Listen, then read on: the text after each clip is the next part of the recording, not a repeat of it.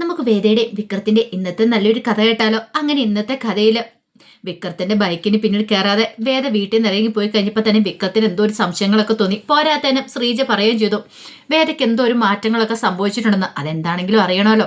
അങ്ങനെ വിക്രം വേദയെ പിന്തുടരുവാണ്. പിന്നീട് ആ കവലയിലേക്ക് വന്നിട്ട് വേദ ഒരു ഓട്ടോറിക്ഷ വിളിച്ച് പോവാണ്. വിക്രം അതിന്റെ പിന്നാലെ തന്നെ ബൈക്ക് വിട്ടുപോയി. കുറച്ച് ദൂരം ചെന്ന് കഴിഞ്ഞപ്പോഴത്തേനും വേദ ശ്രീകാന്തിന്റെ ഓഫീസിന്റെ അവിടെ ചെന്ന് ഓട്ടോയിൽ നിന്ന് ഇറങ്ങുന്ന കാഴ്ച കണ്ടു. പിന്നീട് അങ്ങോട്ട് കയറി പോകുന്ന കണ്ടു. അപ്പോഴേക്കും വിക്രത്തിന് ഒരു കാര്യം മനസ്സിലായി. ശ്രീകാന്തിന്റെ ഓഫീസിലേക്കാണ് വേദ വന്നിരിക്കുന്നത്. കോടതിയിലേക്കാന്നും പറഞ്ഞു വേദ രാവിലെ ഇറങ്ങിയത് ഇങ്ങോട്ടാണ്.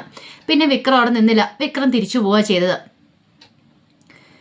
അതിനുശേഷം വേദ ഓഫീസിന്റെ അവിടെ ചെന്ന് കാത്തിരിക്കുകയാണ് ശ്രീകാന്തിന് വേണ്ടിയിട്ട്. ഇത്തിരി കഴിഞ്ഞപ്പോൾ അവിടുത്തെ സ്റ്റാഫ് വന്നിട്ട് പറഞ്ഞു അതെ സാറ് വിളിക്കുന്നുണ്ടെന്ന് പറയണം. വേദ അങ്ങോട്ട് കയറി ചെന്നപ്പോൾ ശ്രീകാന്ത് ചോദിച്ചു ഇരിക്കുക എന്നൊക്കെ പറഞ്ഞിട്ട് പറഞ്ഞു അല്ല എങ്ങനെയായി കാര്യങ്ങളുടെയൊക്കെ തീരുമാനം? ഞാൻ പറഞ്ഞത് ഡിമാൻഡിന് അംഗീകരിക്കാൻ തയ്യാറാണെന്ന് ചോദിച്ചു. ഒരു നിമിഷം വേദ ആലോചിച്ചിട്ട് പറഞ്ഞു ശരി ഞാൻ സമ്മതിച്ചു വന്നിരിക്കുന്നു. പക്ഷെ ഒരു കാര്യമുണ്ട്, ഞാൻ വീട്ടിലേക്ക് വരണമെങ്കിൽ അച്ഛനൊരു കുഴപ്പവും കൂടാതെ വീട്ടിൽ വന്നതിന് ശേഷം മാത്രമേ ഞാൻ ആ വീട്ടിലേക്ക് വരത്തുള്ളൂ എന്ന് പറഞ്ഞു. അത് മതി, എനിക്കത് മാത്രം മതി എന്ന് പറയണം. പിന്നീട് ശ്രീകാന്ത് ഒരു പേപ്പർ എടുത്ത് കൊടുത്തിട്ട് പറഞ്ഞു ഇത്തേലും കൂടി ഒന്ന് സൈൻ ചെയ്തേക്കാൻ പറഞ്ഞു. അപ്പോഴേക്കും വേദ ചോദിച്ചു എന്താ ഇത്? അതെ നീയും വിക്രവും തമ്മിലുള്ള മ്യൂച്വൽ ഡിവോഴ്സ് പെറ്റീഷനാ, അതിന് അപ്ലൈ ചെയ്യാനുള്ള പേപ്പർ അത്, ഇത്തേലൊന്ന് സൈൻ ചെയ്യണമെന്ന് പറയണം. വേദ പറഞ്ഞു ഇതിനെക്കുറിച്ചൊന്നും പറഞ്ഞിട്ടില്ലായിരുന്നല്ലോ മുമ്പ്. ഇതിനെക്കുറിച്ച് പറഞ്ഞിട്ടില്ല, പക്ഷെ ഒരു ഉറപ്പിന് വേണ്ടിയിട്ട് നീ വീട്ടിൽ വന്ന് കഴിയുമ്പോഴേ അവനുമായിട്ടുള്ള ഡിവോഴ്സ് നടക്കണം, അതിന് വേണ്ടിയിട്ട് ഒരു ഉറപ്പ് വേണ്ടേ, അതിന് വേണ്ടിയിട്ട് ഈ പേപ്പറിൽ ഒന്ന് സൈൻ ചെയ്യണമെന്ന് പറഞ്ഞു. വേദയ്ക്ക് എന്ത് ചെയ്യണമെന്ന് അറിയില്ല. എന്താ സമ്മതമല്ലേ എന്ന് ചോദിക്കുകയാണ്. വേദ ഒടുവിൽ സമ്മതമാണെന്ന് പറഞ്ഞ് സൈൻ ചെയ്യുക. പിന്നീട് വേദ പറഞ്ഞു ഒരു കാര്യമുണ്ട്, എൻ്റെ അച്ഛനൊരു കുഴപ്പവും സംഭവിക്കാൻ പാടില്ല. അപ്പോഴേക്ക് ശ്രീകാന്ത് പറഞ്ഞു ഒരു കുഴപ്പവും സംഭവിച്ചിട്ടില്ല, കുറച്ച് മയക്കുമരുന്ന് അധികം ശരീരത്തിൽ എന്നിട്ടുള്ളതിൻ്റെതായ ബുദ്ധിമുട്ടുകൾ മാത്രമേ ഉള്ളൂ. പക്ഷേ എങ്കിൽ അങ്ങേരെ നോക്കാനായിട്ട് ഒരു മെഡിക്കൽ ടീം തന്നെ അവിടെയുണ്ട്, ഒന്നും സംഭവിക്കില്ല. ഇനിയിപ്പം ദേ നിന്റെ അച്ഛൻ വീട്ടിൽ വന്നു കഴിഞ്ഞ് കഴിയുമ്പോഴത്തേനും കാല് വാരാൻ നിന്റെ പരിപാടിയെങ്കിൽ അറിയാലോ, അപകടം എപ്പോഴും നിന്റെ കൺമുന്നിൽ തന്നെ ഉണ്ട് എന്നൊരു ചിന്ത തന്നെ മനസ്സിലുണ്ടായിരിക്കണമെന്ന് പറഞ്ഞു. അങ്ങനെ വേദ അവിടുന്ന് സങ്കടത്തോട് കൂടിയിട്ടാണ് ഇറങ്ങുന്നത്. വേദയ്ക്കാണെങ്കിൽ നല്ലാത്തൊരു വിഷമം ഉണ്ടായിരുന്നു. അങ്ങനെ കുറേ സമയം കഴിഞ്ഞ് കഴിഞ്ഞപ്പോഴത്തേനും വേദ വീട്ടിലേക്ക് വരുവാണ്. വേദ ഓട്ടോറിക്ഷ വന്ന് ഇറങ്ങി വീട്ടിലേക്ക് കയറി പോകുന്ന സമയത്ത് വിക്രം അവിടെ നിൽക്കുന്നുണ്ടായിരുന്നു. വിക്രം വേദയോട് നിൽക്കാനായിട്ട് പറയാണ്. വേദ നിന്നു. പിന്നീട് വേദയോട് ചോദിച്ചു നീ ഇത്ര സമയം എവിടെയായിരുന്നു ചോദിക്കണം. അപ്പോഴേക്കും വേദ ചോദിച്ചു ഇത്ര സമയം എവിടെയായിരുന്നു ചോദിക്കാൻ കാരണം എന്താ? ഞാൻ സാധാരണ എങ്ങോട്ടാ പോകുന്നത്? അങ്ങോട്ടേക്ക് തന്നെ പോയത്. ഓ നീ കോടതിയിലേക്കാണോ പോയത്? അല്ലാതെ പിന്നെ അപ്പം നീ കോടതിയിലേക്ക് തന്നെ പോയതല്ലേന്ന് ചോദിച്ചു. ഇതെന്താ വിക്രം ഒരുമാതിരി ചോദ്യം ചെയ്യുന്ന പോലെ? എല്ലാം വിക്രത്തിനെ ബോധിപ്പിക്കണം നിർബന്ധമുണ്ടോ? ഞാൻ എങ്ങോട്ടാ പോകണ വരുന്നതെന്നൊക്കെ വിക്രത്തിനെ ബോധിപ്പിക്കേണ്ട ഒരു കാര്യമില്ല. അപ്പോഴേക്കും വിക്രം പറഞ്ഞു നീ എന്തിനാ എന്നോട് ദേഷ്യപ്പെടുന്നേ? നീ മനഃപൂർവ്വം വഴക്കടിക്കാൻ വരുന്ന പോലെ എനിക്ക് തോന്നുന്നുണ്ടല്ലോ. എന്തിനാ വേദ എന്നോട് നീ ഇങ്ങനെ ദേഷ്യപ്പെട്ട് സംസാരിക്കുന്നേ? അതെ കൂടുതലൊന്നും വിക്രം എൻ്റെ കാര്യത്തിൽ തലയിടേണ്ട കാര്യമില്ല. ഞാൻ പറയുന്ന കാര്യമൊന്നും വിക്രം അനുസരിക്കാറില്ലല്ലോ. ഞാൻ പറയുന്ന എന്തെങ്കിലും അനുസരിക്കാറുണ്ടോ? പിന്നെ വിക്രം എവിടെ പോകുന്നു എന്ത് ചെയ്യുന്നൊക്കെ ഞാൻ ചോദിച്ചിട്ടുണ്ട്, വിക്രം പറയാറുണ്ടോ? ഇല്ലല്ലോ. ഇപ്പോഴാണെങ്കിലും ആ ശ്രീനിവാസിന്റെ കാര്യത്തിൽ ഇടപെടാൻ പോവരുത് അങ്ങനെയൊക്കെ പറഞ്ഞിട്ട് വിക്രം കേൾക്കാറുണ്ടോ?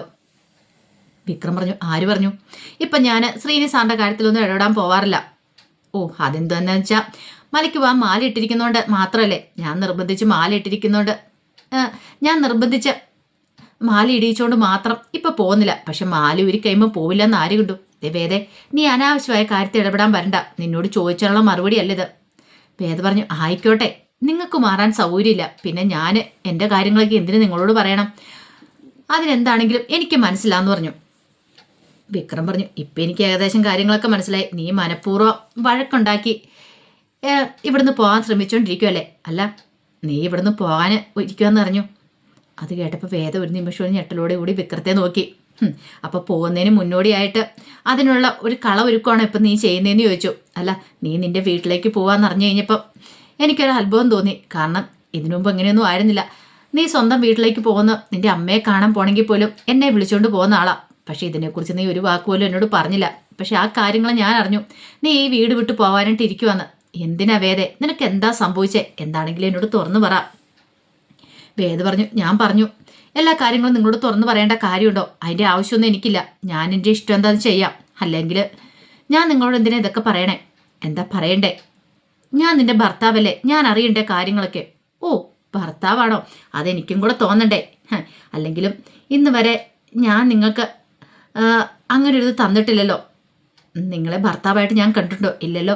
പിന്നെ നിങ്ങൾ ആ അധികാരം എടുക്കേണ്ട കാര്യമൊന്നുമില്ല എന്ന് വേദ പറയണം. വേദയുടെ മനസ്സ് നിറയും ടെൻഷനാണ്, സങ്കടമാണ്. പക്ഷെ ഇങ്ങനെ പ്രതികരിക്കാനേ പറ്റുള്ളൂ വേദയ്ക്ക്.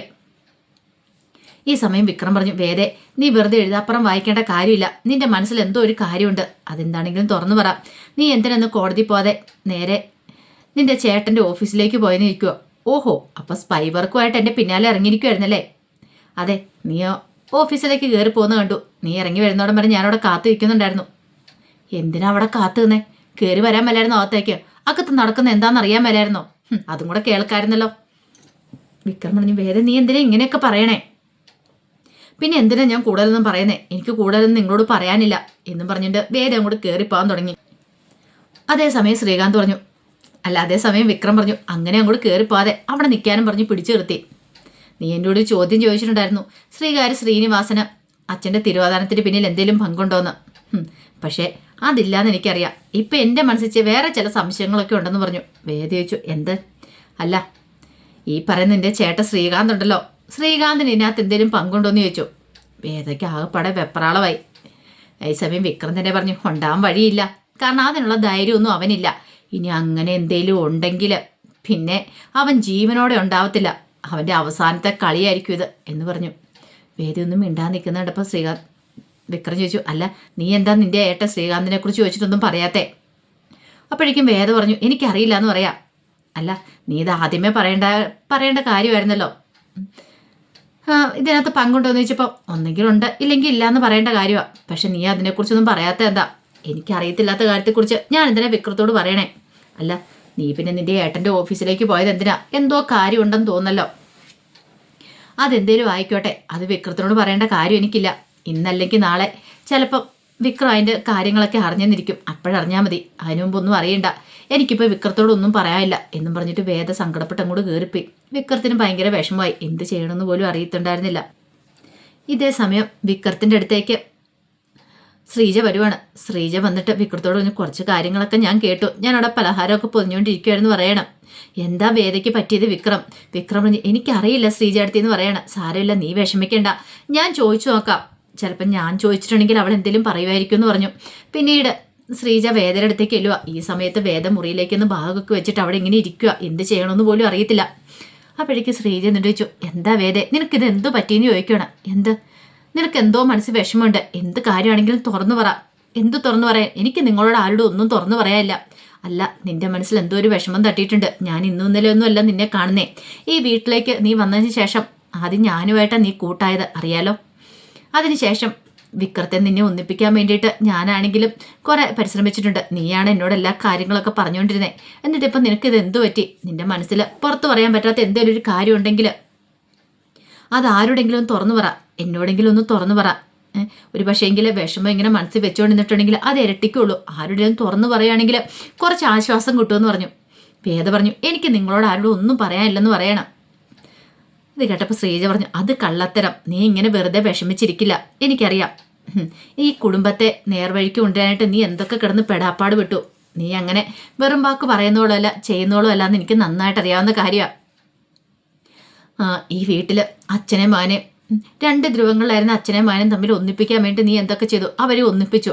പിന്നെ വിശ്വേട്ടന് ഒരു ജോലിക്കും പോകാതിരുന്ന വിശ്വേട്ടന് ഇന്ന് ഈ നിലയ്ക്കെത്താൻ കാരണം നീയാണ്. പിന്നെ ഈ വീടിൻ്റെ അടുക്കളയെ മാത്രം ഒതുങ്ങി കൂടിയിരുന്ന എന്നെ പുതിയൊരു ജീവിതം ഉണ്ടെന്ന് പഠിപ്പിച്ചു തന്നത് നീയാണ്. അങ്ങനെയുള്ള നിനക്ക് ഈ കുടുംബത്തെക്കുറിച്ച് നല്ലൊരു കാഴ്ചപ്പാടുണ്ടായിരുന്നു. ആ രീതിയിൽ തന്നെയാണ് കുടുംബം നീ മുന്നോട്ട് കൊണ്ടുപോയിക്കൊണ്ടിരുന്നത്. പെട്ടെന്ന് എനിക്കൊരു മാറ്റം സംഭവിക്കണമെങ്കിൽ അതിൻ്റെ പിന്നിലൊരു കാരണം ഇല്ലാതില്ല. അതാ ഞാൻ ചോദിച്ചേ, എന്ത് കാരണമാണെങ്കിലും തുറന്നു പറ. അപ്പോഴേക്കും വേദ പറഞ്ഞു, എനിക്കും അടുത്തു ഈ ജീവിതം. ഇന്ന് നന്നാവും നാളെ നന്നാവും പറഞ്ഞ് എത്ര കാലം ഇങ്ങനെ മുന്നോട്ട് പോകും. അതുകൊണ്ട് ഞാൻ ചില തീരുമാനങ്ങൾ എടുത്തു. എനിക്കത് മാത്രമേ പറയാനുള്ളൂ. വേദേ, അതൊന്നുമല്ല, നിന്റെ മനസ്സിൽ എന്തോ കാര്യം അലട്ടുന്നുണ്ട്, അതെന്താണെങ്കിലും തുറന്നു പറ. ഒടുവിൽ വേദ പറഞ്ഞു, ഇന്ന് ഇറങ്ങി പോകുന്നുണ്ടോ? മനുഷ്യന് മനസ്സമാധാനം വേണ്ടേ, അത് തരില്ല എന്ന് വെച്ചിട്ടുണ്ടെങ്കിൽ എന്ന് പറഞ്ഞ് ശ്രീജയോട് ദേഷ്യപ്പെട്ടു. എനിക്കിപ്പോൾ പ്രത്യേകിച്ച് നിങ്ങളോട് ആരോടും ഒന്നും പറയാനില്ലെന്ന് പറഞ്ഞു. ശ്രീജയ്ക്ക് സങ്കടമായി. ശ്രീജ കരഞ്ഞുകൊണ്ട് പുറത്തേക്ക് ഇറങ്ങി പോരുവാണ്. ആ സമയത്ത് വേദ അവിടെ ഇരുന്ന് പൊട്ടിക്കരയുക. വേദയ്ക്ക് നിവൃത്തിയില്ല. വിക്രത്തെ ഈ വീടിൽ ഉപേക്ഷിച്ച് പോകാമെന്ന് പറഞ്ഞാൽ വേദയെ സംബന്ധിച്ചിടത്തോളം അത് മരിക്കുന്നതിന് തുല്യമാണ്. പക്ഷേ അച്ഛൻ്റെ ജീവിതം തിരികെ പിടിക്കണമെങ്കിൽ അത് ചെയ്തേ മാത്രം മതിയാവുള്ളൂ. അതൊക്കെ ഓർക്കുമ്പോഴാണ് വേദയ്ക്ക് സങ്കടം. അങ്ങനെ ശ്രീജ പുറത്തേക്ക് വന്നു കഴിഞ്ഞപ്പോൾ നന്ദിനി അവിടെ കാത്തിരിക്കുന്നുണ്ടായിരുന്നു. നന്ദിനി ശ്രീജയോട് പറഞ്ഞു, ആഹാ, അടിച്ചു പുറത്താക്കിയില്ലേ, ഞാൻ കേട്ട് കുറച്ച് കാര്യങ്ങളെന്നൊക്കെ പറഞ്ഞു. ശ്രീജ അത് മൈൻഡ് ചെയ്തില്ല. എന്തിനാ ശ്രീചേട്ടത്തി വെറുതെ അവളുടെ വായിലിരിക്കുന്ന കേൾക്കാൻ പോയത്? നമ്മൾ ഉദ്ദേശിക്കുന്ന പോലൊന്നുമല്ല അവളുടെ സ്വഭാവം. അവളെ നമ്മളെല്ലാവരും ഇട്ട് വട്ടം കറിക്കൊണ്ടിരിക്കുക. ഈ വീട്ടിലുള്ളവരെ എല്ലാവരും കയ്യിലെടുത്തിട്ട് കണ്ടില്ലേ അവൾ ഓരോന്നൊക്കെ കാണിച്ചു കൂട്ടി വെക്കുന്നേ. അതേ ശ്രീചേട്ടത്തി അവൾ ഒരു കാരണവശാലും വിശ്വസിക്കില്ല. ശ്രീചേട്ടത്തി അല്ലേ അവളുടെ അടുത്ത് പോയി ഇങ്ങനെ താണുകണക്ക് നിൽക്കുള്ളൂ.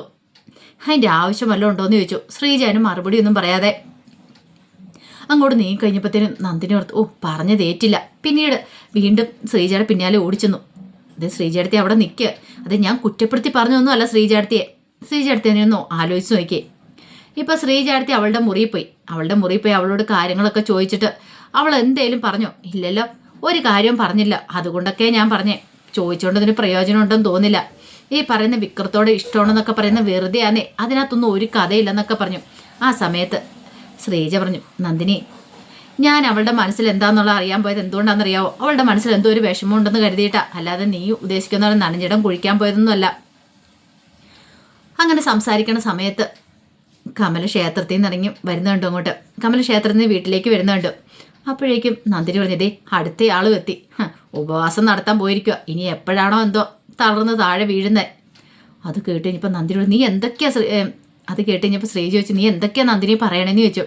നന്ദിനി പറഞ്ഞു അയ്യോ അങ്ങനെ താഴെ വീഴുമെന്നല്ല പറഞ്ഞേ, അമ്മ ഉപവാസം എടുക്കുമായിരുന്നല്ലോ അച്ഛൻ തിരികെ വരാൻ വേണ്ടിയിട്ട്. ഇനിയിപ്പോൾ എങ്ങാനും തളർന്ന് വീഴാനായിട്ട് സാധ്യത ഉണ്ടെന്ന് പറഞ്ഞ ആഹാരമൊന്നും കഴിക്കാതെ ഇനിയിപ്പോൾ തളർന്ന് വീണാൽ എന്നെ കുറ്റപ്പെടുത്തിയേക്കല്ല, ഞാൻ എൻ്റെ കരുനാക്കൊണ്ടാന്ന്. അതും പറഞ്ഞ് നന്ദിനി അങ്ങോട്ട് അകത്തേക്ക് കയറിപ്പോയി. അപ്പോഴേക്കും കമല വന്നിട്ട് ചോദിച്ചു എന്താ ശ്രീജയ് അവൾ എന്തോ കുരുത്തക്കേട് പറഞ്ഞിട്ട് പോയതാണല്ലോ. ഏയ് ഒന്നുമില്ലമ്മേന്ന് പറയണം. നിന്റെ മുഖം എന്താ വല്ലായിരിക്കണേ? അത് പിന്നെ നമ്മുടെ വേദയ്ക്ക് എന്തോ പറ്റിയിട്ടുണ്ടമ്മേന്ന് പറയണം. എന്ത് പറ്റാനായിട്ട്? അവൾക്ക് എന്ത് പറ്റാനാ? 2-3 ദിവസമായിട്ട് ഞാൻ ശ്രദ്ധിക്കുന്നുണ്ട്. അവൾക്ക് എന്തോ ഒരു ബുദ്ധിമുട്ടുണ്ട്, എന്തോ മനസ്സിലൊരു വിഷമമുണ്ടെന്ന് പറയണം. അത് കേട്ടപ്പോൾ കമല പറഞ്ഞു ഞാൻ ചോദിച്ചു നോക്കാം എന്നും പറഞ്ഞുകൊണ്ട് കമല അകത്തേക്ക് അങ്ങോട്ട് കയറി പോവാണ്. അപ്പോൾ അതിൻ്റെ വിശേഷങ്ങളൊക്കെ എന്ന് കാണുന്നത്. ഇതിൻ്റെ ബാക്കി വിശേഷങ്ങളുമായിട്ട് വൈകുന്നേരത്തെ പ്രമോയി വരാട്ടോ. ഒരിക്കൽ കൂടി എല്ലാവർക്കും ശുഭദിനം നേർന്നുകൊണ്ട് നിർത്തുന്നു. നന്ദി.